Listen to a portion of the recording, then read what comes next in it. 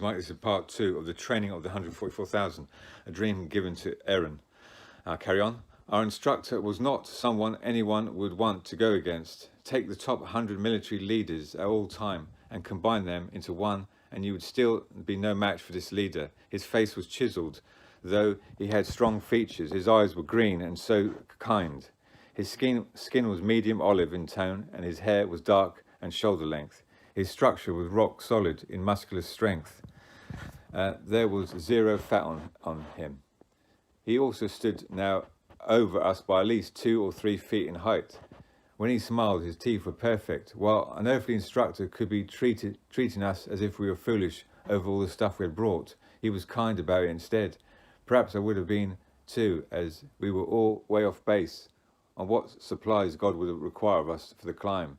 He didn't mock us or belittle us at all. He had plainly been expertly trained by God himself to train us and have compassion on our lack. On the first full day, our instructor took us through the red dirt. He taught us about removing our fear of the things we see in front of us. He told us that these fears would all come to nothing. We then came against threats common to the desert terrain. These included scorpions, snakes, spiders, and other poisonous things. He taught us about strength over fear. He taught us why God had created these things on earth which seemed to be no good. The angel taught us that God allowed us to be afraid in order to understand fear and to then ask for the tools to stand against these. These things are to be either crushed and removed or handled for God's purposes under heaven. He showed us how to pick them up and handle them without threat or what they could do to us.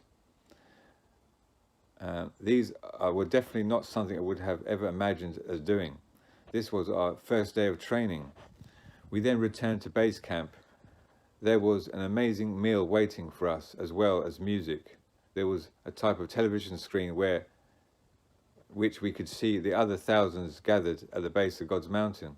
We all dined and worshipped God together. When it was time to sleep, the most amazing beds were already prepared for us. We fell asleep under what must have been the metal roof, now turned into glass. I say this because we could now see billions of stars in the heavens.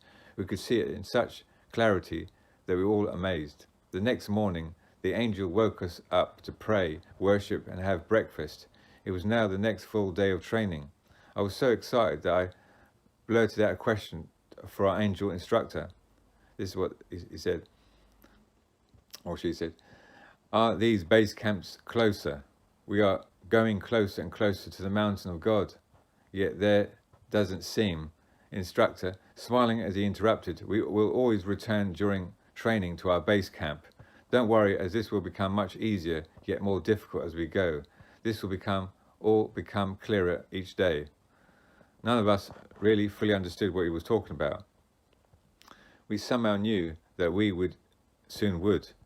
While the next several days of training were packed with awesome lessons, I was only allowed by God to recall a few items. Some of the things we were taught that I could recall, including the following: how to stand against a lion and a bear, how to control anger, giving it over to God, how to wait for God and his instruction even when we saw injustices in various forms, not doing it as we see it, but waiting for his plan and timing. How to wait for his instructions like the angels in heaven in God's army does, how to stand against torturous things, and then later on how to allow God to wield us as weapons against the enemy, how to give comfort and words of life to those who need it to hear them, how to die to ourselves completely. The training was interesting because I noticed that some things were very easy for some of us and more difficult for others. The main purpose of all of this instruction was to yield to God and his will completely. What was particularly interesting was that those who were more skilled and educated in the worldly sense were more difficult for the angel to train than those who were less skilled and educated. I'll do part 3. God bless.